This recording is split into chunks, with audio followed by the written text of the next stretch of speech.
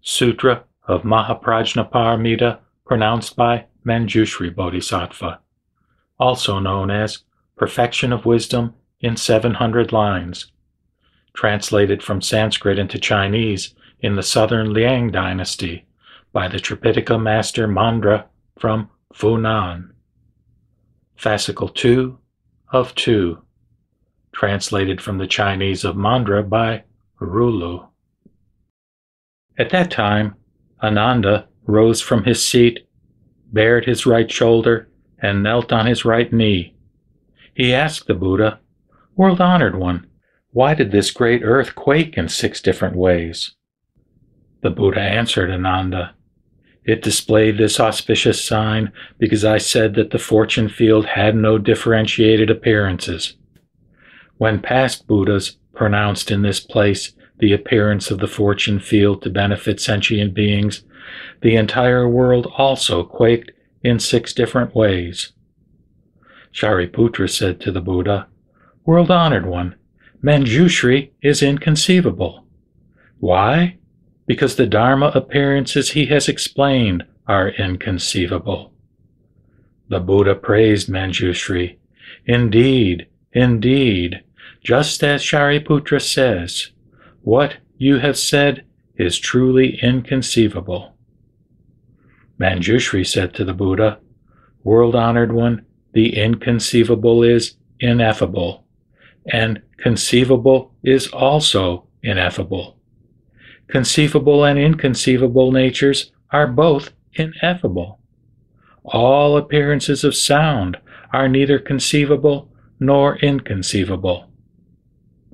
The Buddha asked, "You have entered the inconceivable samadhi?"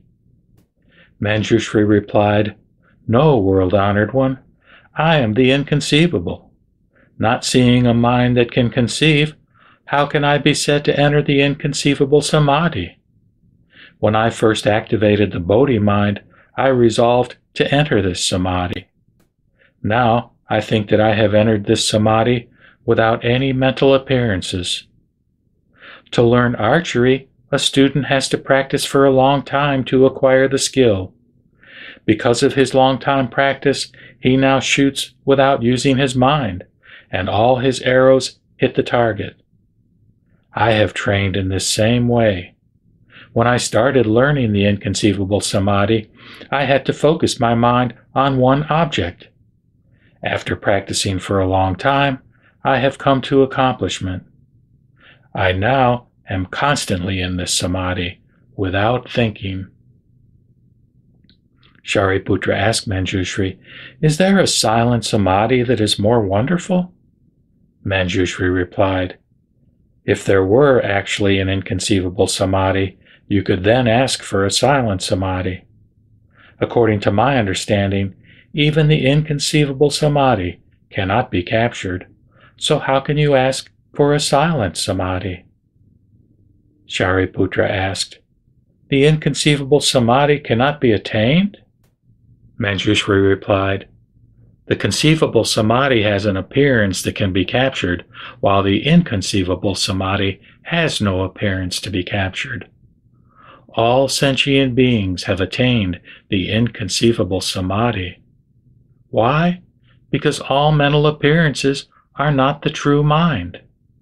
Therefore, the mental appearances of all sentient beings and the appearance of the inconceivable samadhi are the same, not different." The Buddha praised Mañjuśrī. Very good, very good. You have long planted your roots of goodness under Buddhas and trained with purity in the Brahma way of life. So you are able to expound such a profound samadhi. Are you now settled in Prajnaparamita? Mañjuśrī said, "If I could say that I abide in Prajnaparamita, this would be a perception founded on the view that one has a self. Abiding in a perception founded on the view that one has a self means that Prajnaparamita has a place. That I do not abide in Prajnaparamita is also a perception founded on the view that one has a self and is a place as well.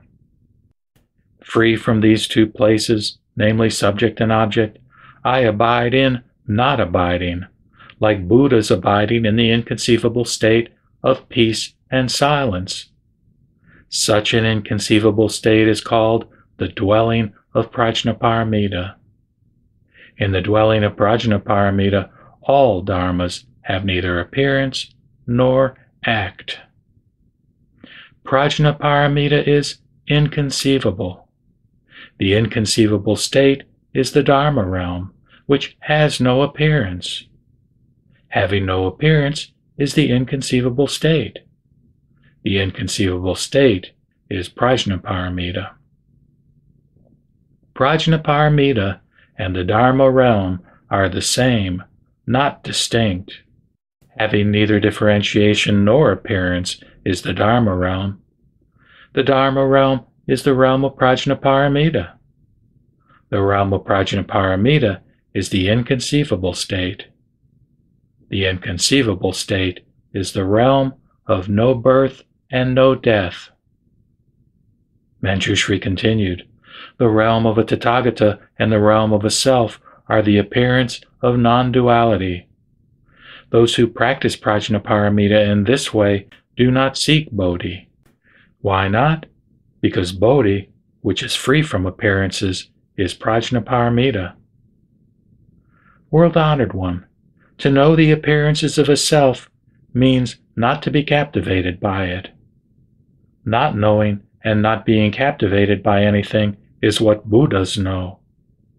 The inconceivable state of not knowing and not being captivated by anything is what Buddhas know. Why? They know that the true nature of everything has no appearance. Then what drives the Dharma realm? What in its true nature has neither self-essence nor attachment is called no thing and is free from place, dependency, and fixity. Freedom from place, dependency, and fixity means having neither birth nor death. Having neither birth nor death is the virtue of any samskrita or asamskrita dharma. With this knowledge, one will not elicit perception. Without perception, how can one know the virtue of any samskrita or asamskrita dharma? Not knowing is the inconceivable state. The inconceivable state is what Buddhas know, such as neither grasping nor not grasping, seeing neither the appearance of past, present, or future, nor the appearance of coming or going, and grasping neither birth nor death, neither cessation nor perpetuity, neither arising nor acting. This knowledge is called the true wisdom knowledge, the inconceivable wisdom knowledge. Like the open sky, with neither appearances nor features, in unequal equality, it makes no comparison, neither this against that, nor good against evil. The Buddha told Mañjuśrī, this knowledge is called the wisdom knowledge that never fades. Mañjuśrī said, the wisdom knowledge of no act is also called the wisdom knowledge that never fades, but it is like gold ore, which has to be processed in order to know whether it is good or bad. If gold is not refined, there is no way to know its quality. The same is true for the appearance of the wisdom knowledge that never fades. One needs to go through the experience in not thinking, not being captivated, not arising, and not acting. When one's mind is completely quiet, neither rising nor falling, then it will be revealed. Then the Buddha said to Mañjuśrī, when Tathagatas speak of their own wisdom knowledge, who can believe it? Mañjuśrī said, such wisdom knowledge is neither the Dharma of nirvana nor the Dharma of samsara. It is the way of silence and the way of stillness, neither annihilating greed, anger, and delusion, nor not annihilating them. Why? Because wisdom knowledge is endless and indestructible, neither apart from samsara nor together with it. It is acquired through neither training nor not training for Bodhi. This understanding is called the right belief. The Buddha praised Mañjuśrī. Very good, very good. What you say is a profound understanding of its meaning. Then Mahākasyapa asked the Buddha, World-honored one, if such profound true Dharma is pronounced in future times, who will be able to believe, understand, and accept it, and to practice it accordingly? The Buddha replied to Mahākasyapa, If bhikshus, bhikshunis, upasakas, and upasikas who have heard this sutra in this assembly hear this Dharma in future times, they definitely will believe and understand it. They will be able to read and recite this sutra of profound Prajnaparamita, to accept and uphold it, and to expound it to others. As an analogy, an elder who has lost his precious jewel feels sad and distressed. If he retrieves it later, he will be very joyous. Therefore, Kasyapa, likewise will be the bhikshus, bhikshunis, upasakas, and upasikas in this assembly. They have the mind of faith and delight. If they do not hear the Dharma, they will feel distressed. If they come to hear it, they will, with great joy, believe and understand it, accept and uphold it, and always delight in reading and reciting it. Know that these people, in effect, see Buddhas, and that they, in effect, serve and make offerings to Buddhas. The Buddha told Mahākasyapa, as an analogy, when gods in the Tristrimsa heaven see the buds of the celestial Parijata tree emerge, they are elated. They know that this tree's buds will soon open into full bloom. Likewise, if among bhikshus, bhikshunis, upasakas, and upasikas there are those who can believe and understand the Prajnaparamita they have heard, they too will soon bring the entire Buddha Dharma to bloom. If in future times among bhikshus, bhikshunis, upasakas, and upasikas there are those who, after hearing this Sutra of Prajnaparamita, can believe and accept it, and read and recite it without regret or bafflement, know that they have already heard and accepted this sutra in this assembly. They will also be able to pronounce and circulate it widely to the public in towns and cities. Know that they will be protected and remembered by Buddhas. If, among good men and good women, there are those who can believe and delight in this profound Prajnaparamita without doubts, they must have long trained and learned under past Buddhas and planted their roots of goodness. As an analogy, a man stringing beads with his hands suddenly comes across an unexcelled genuine jewel. His heart is filled with great joy. Know that this person must have seen such a jewel before. Therefore, Kasyapa, when good men and good women who are learning other dharmas suddenly come across this profound Prajnaparamita, if they rejoice in the same way, know that they must have heard it before. Suppose there are sentient beings that, after hearing this profound Prajnaparamita, can believe and accept it with great joy in their hearts. They too must have served innumerable Buddhas, from whom they must have heard Prajnaparamita, which they must have studied and practiced. As an analogy, a person has passed and seen a city or a town. Later on, he hears others praise how lovely in this city are the gardens, ponds, fountains, flowers, fruits, and trees, as well as the male and female residents, and he is very happy to hear these things. He even asks them to describe this city with its gardens, beautiful decorations, various flowers, ponds and fountains, an abundance of sweet fruits, various kinds of wonders, and all the lovely things. After hearing these descriptions again, this person will be even happier.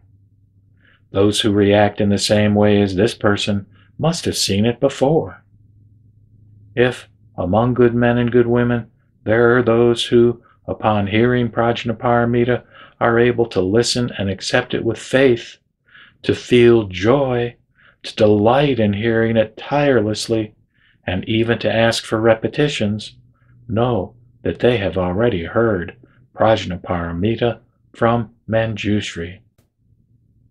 Mahākasyapa said to the Buddha, "World-honored one, if in future times among good men and good women there are those who, having heard this profound Prajnaparamita, listen and accept it with faith and delight, we should know by this indication that they too have heard it from past Buddhas and have studied and practiced it." Mañjuśrī said to the Buddha, "World-honored one, the Buddha says that dharmas have neither appearance nor act and are inherently in nirvana. If good men and good women can truly understand this meaning and pronounce it as heard, they will be praised by the Tathagatas.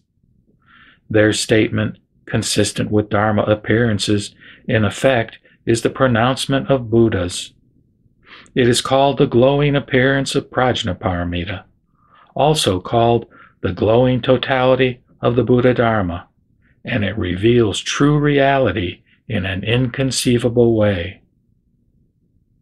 The Buddha told Mañjuśrī, "When I was walking the Bodhisattva way, I developed my roots of goodness. Those who aspire to stand on the ground of Avinavartamya should learn Prajnaparamita. Those who aspire to attain Anuttara Samyak Sambodhi should learn Prajnaparamita. If good men and good women aspire to understand all dharma appearances and to know the equality in sentient beings' mental realm, they should learn Prajnaparamita." Mañjuśrī, those who aspire to learn the entire Buddha Dharma without obstructions should learn Prajnaparamita. Those who aspire to understand, upon Buddha's attainment of Anuttara Samyak Sambodhi, their sublime appearance, majestic deportment, and innumerable dharma procedures should learn Prajnaparamita. Those who aspire to know, before Buddha's attainment of Anuttara Samyak Sambodhi, their appearance, deportment, and dharma procedures should also learn Prajnaparamita. Why? Because in the dharma of emptiness, one does not perceive Buddhas, Bodhi, and so forth. If, among good men and good women, there are those who aspire to know such appearances without doubts, they should learn Prajnaparamita. Why? Because in practicing Prajnaparamita, one does not see dharmas as born or as dead, pure or impure. Therefore, good men and good women should learn Prajnaparamita in this way. Those who aspire to know that all dharmas have no such appearance as past, present, or future should learn Prajnaparamita. Why? Because in nature and appearance, the dharma realm does not have past, present, or future. Those who aspire to know without hindrances in their minds that all dharmas constitute the dharma realm should learn Prajnaparamita. Those who aspire to hear the 3 turnings of the dharma wheel in the 12 appearances and to know them through self-realization without grasping them or being captivated by them should learn Prajnaparamita. Those who aspire to invoke the mind of loving kindness for sheltering all sentient beings everywhere without a limit, without thinking of sentient beings' appearances, should learn Prajnaparamita. Those who aspire neither to dispute with sentient beings nor to grasp the appearance of no dispute should learn Prajnaparamita. Those who aspire to know a Buddha's 10 powers, such as knowing right or wrong in any situation, to know his 4 fearlessnesses, to abide in his wisdom knowledge, and to acquire the unimpeded eloquence, should learn Prajnaparamita. Mañjuśrī said to the Buddha, "World-honored one, I correctly observe dharmas and find them to be asamskrita, with no appearance, no attainment, no benefit, no birth, no death, no coming, no going, no knower, no perceiver, and no doer. I see neither Prajnaparamita nor the state of Prajnaparamita, neither realization nor no realization. I make no differentiation nor any ludicrous statement. All dharmas are endless, apart from ending. There is no dharma of ordinary beings, no dharma of voice hearers, no dharma of Pratyeka Buddhas, and no dharma of Buddhas. There is neither attainment nor no attainment, neither samsara to abandon nor nirvana to realize, neither the conceivable nor the inconceivable, neither acting nor not acting. Such are dharma appearances. Then how does one learn Prajnaparamita? The Buddha told Mañjuśrī, knowing such dharma appearances is called learning Prajnaparamita. If Bodhisattva Mahasattvas aspire to learn the samadhi of Bodhi command because, after learning it, they can illuminate the entire profound Buddha Dharma, know the names of all Buddhas, and understand their worlds without obstructions, they should learn Prajnaparamita as explained by Mañjuśrī. Mañjuśrī asked the Buddha, "Why is it called Prajnaparamita?" The Buddha replied, "Prajnaparamita is boundless, limitless, nameless, and with neither appearance nor conception. Like the Dharma realm, which has no divisions or limits, it has neither refuge nor no safe island, neither merit nor demerit, neither light nor dark. It is called Prajnaparamita, also called the action range of Bodhisattva Mahasattvas. Although neither the action range nor the no action range, in the one vehicle it is called the no action range. Why? Because there is neither perception nor action."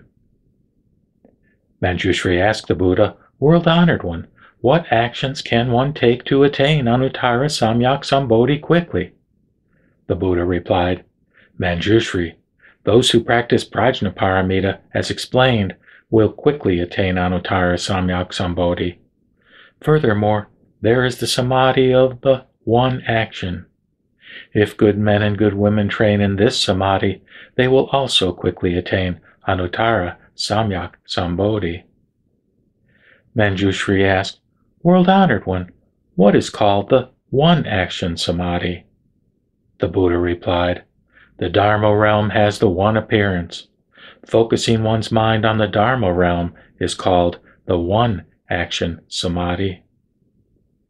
If, among good men and good women, there are those who aspire to enter the one-action samadhi, they should first hear Prajnaparamita, and next train and learn it accordingly.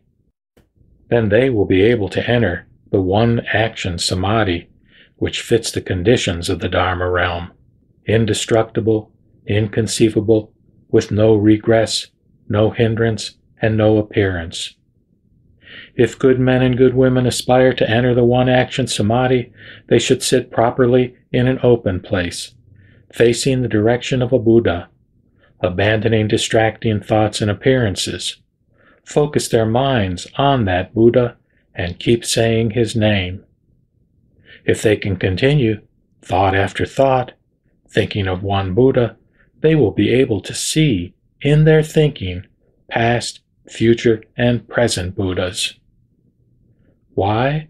Because the merit acquired from thinking of one Buddha is immeasurable and boundless, no different from the merit acquired from thinking of innumerable Buddhas or thinking of the inconceivable Buddha Dharma.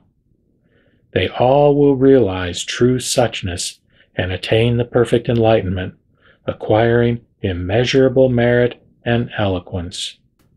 Those who enter the one-action samadhi in this way will know that there are no differentiated appearances in the Dharma realm of Buddhas, who are as numerous as the sands of the Ganges.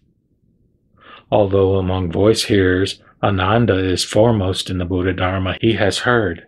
In his total retention of memory and in his eloquence and wisdom, his attainment has a measure and a limit.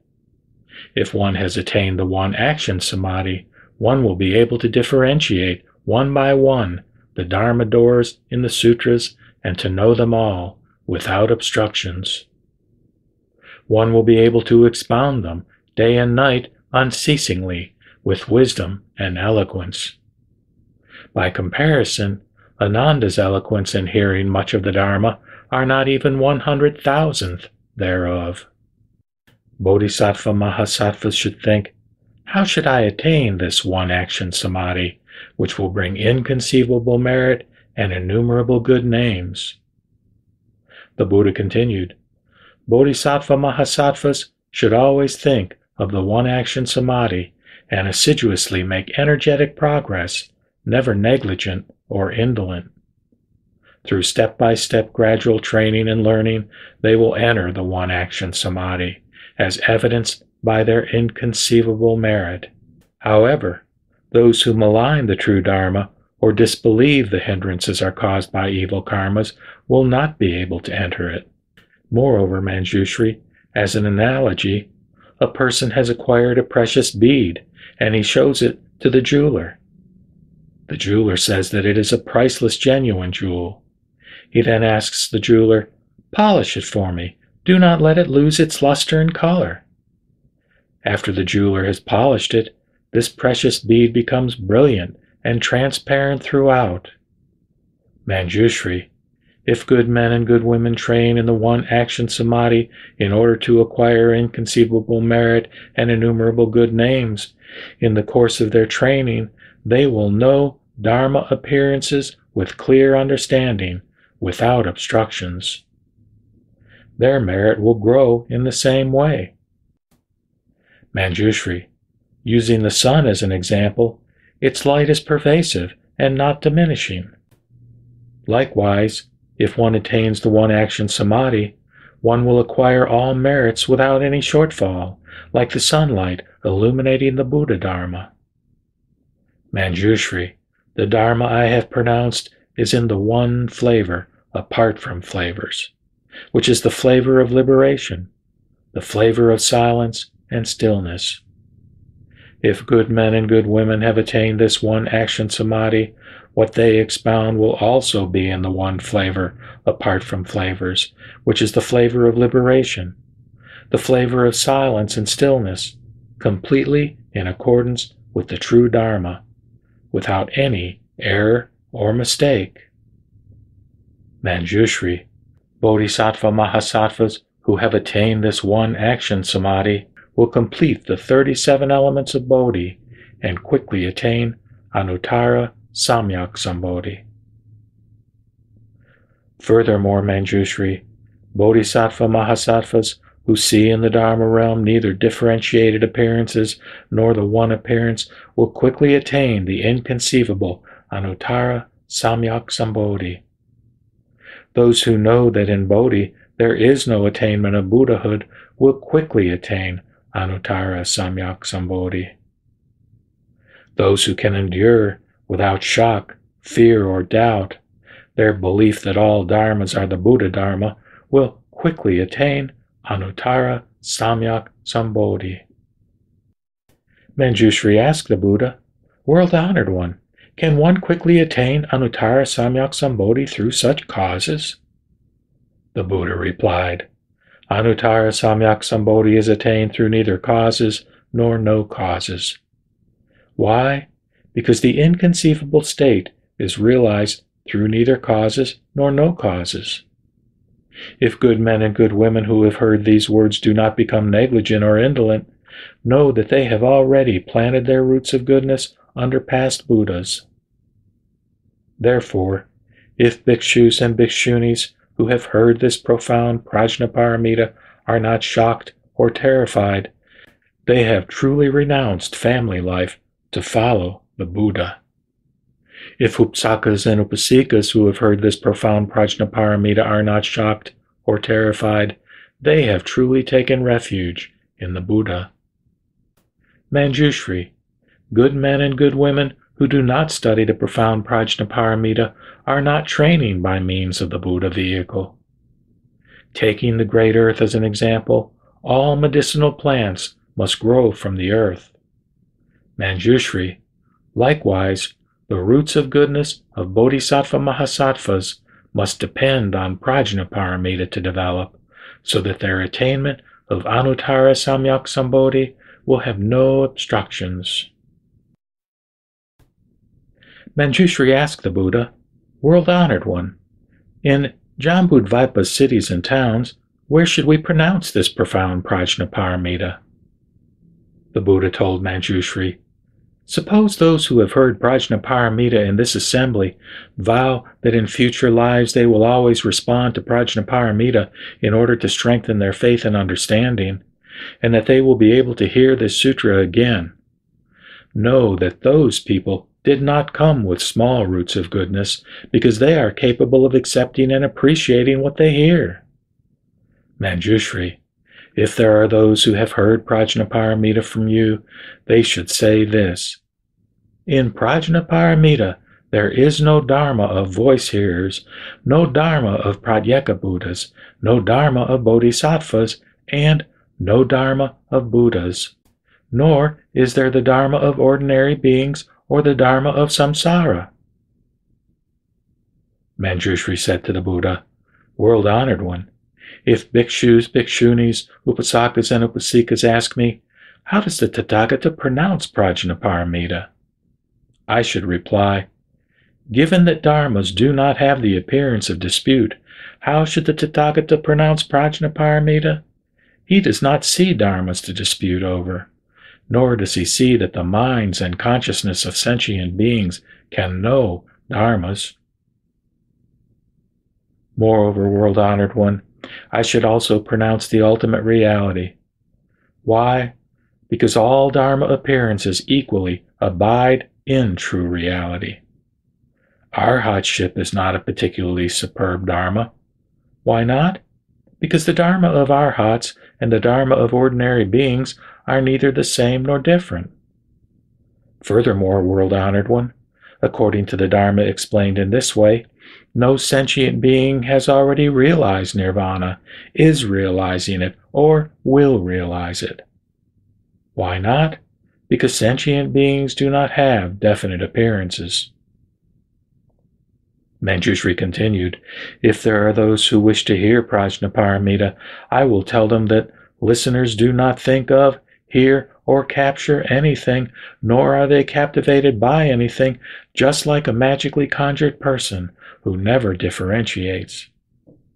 This statement is a true teaching of the Dharma.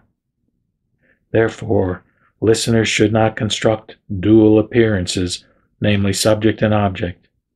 They should train in the Buddha Dharma without abandoning other views, and they should neither grasp the Buddha Dharma nor abandon the Dharma of ordinary beings.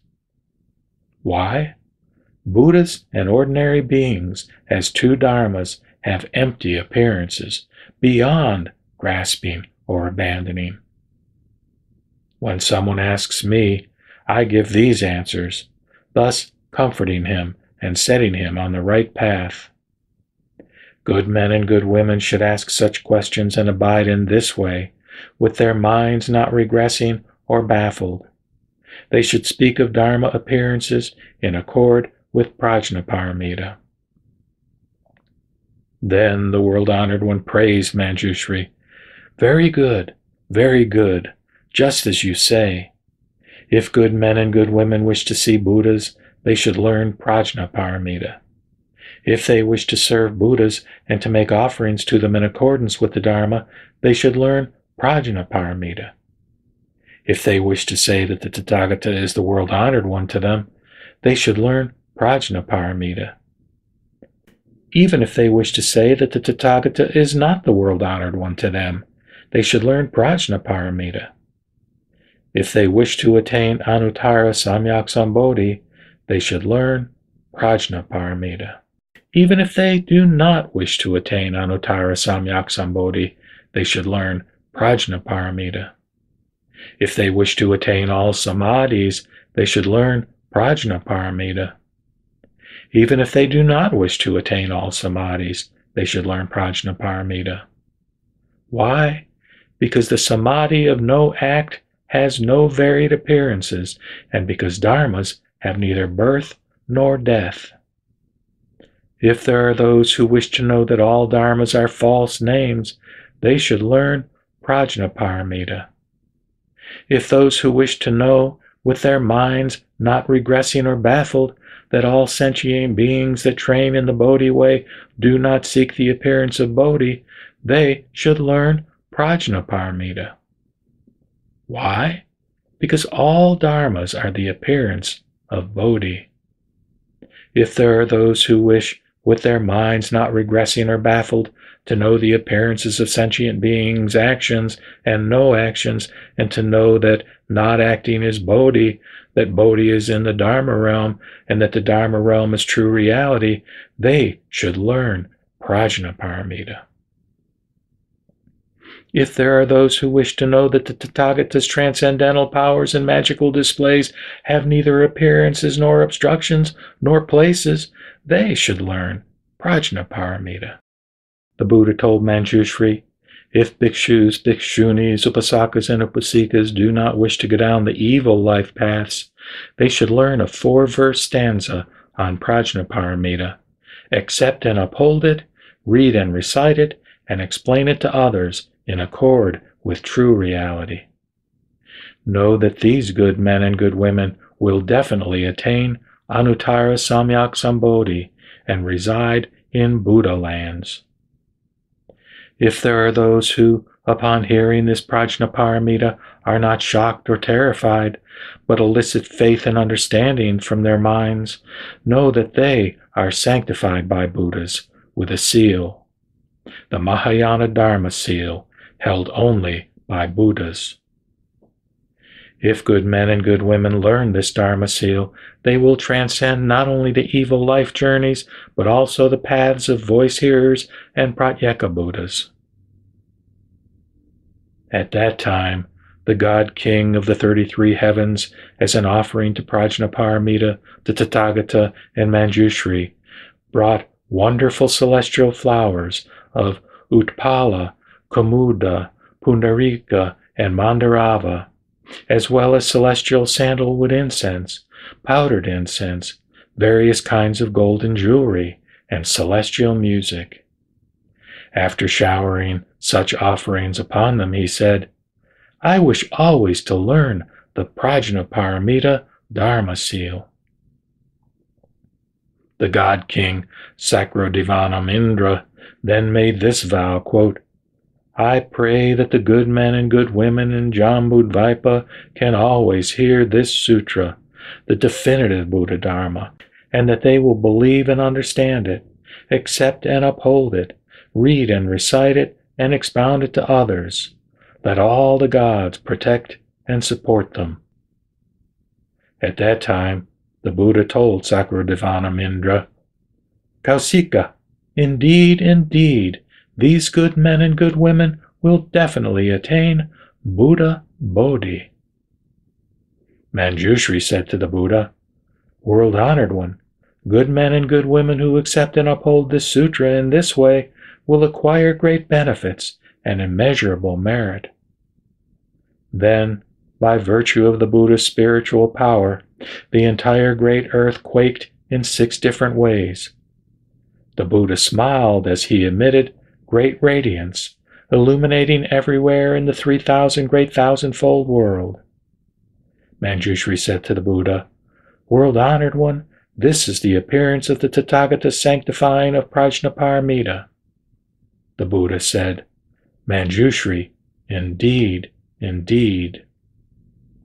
This auspicious sign always appears after Prajnaparamita is pronounced. It is for sanctifying Prajnaparamita, and for enabling people to accept and hold it, not to praise or criticize it. Why? Because the appearance-free Dharma seal is beyond praise or criticism. I now, with this Dharma seal, keep celestial Maras from making trouble. After the Buddha finished these words, the great Bodhisattvas and the 4 groups of disciples, having heard the explanation of Prajnaparamita, greatly rejoiced. They all believed in, accepted, and reverently carried out the teachings.